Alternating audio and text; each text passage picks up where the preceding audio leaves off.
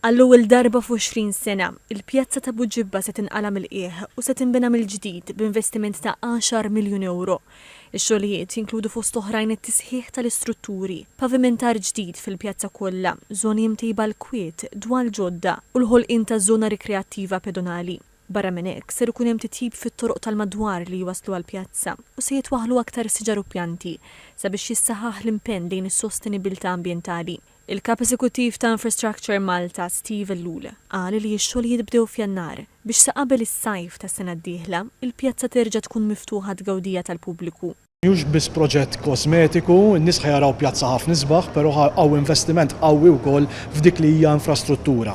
Jiġifieri qed naraw li l-bidla totali tas-servizzi kollha illi hawn hawnhekk ħafna minnhom huma servizzi antiki ħafna illi allura jridu jiġu aġġornati għal-livell ta' domanda illi hawn illum il-ġurnata. Il-Ministru għat-Trasport, l-Infrastruttura u x-Xogħlijiet Pubbliċi Chris Bonnet qal li r-reġenerazzjoni tal-pjazza ta' Buġibba hija parti minn sforz strateġiku sabiex jiġi inkoraġġut l-investiment mis-settur privat u biex jiġi stimulat it-tkabbir ekonomiku. Il-pjazza waħedha diġà proġett sabiħ, però l-idea mhijiex biss il-pjazza. Il-pjazza maquda wkoll mal-ferry landing, il-moll li wasal biex jitlesta li ħajtlesta sena qabel iż-żmien biex mis-sajf li ġej nibdew noperaw servizz ta' ferry anke li Buġibba. L-idea hi li nerġgħu nagħtu l-ħajja l-Buġibba. Il-Ministru Bonnet qal li l-proġett se jitwettaq f'diversi fażijiet sabiex tiġi żgurata bidla strutturata u effiċjenti.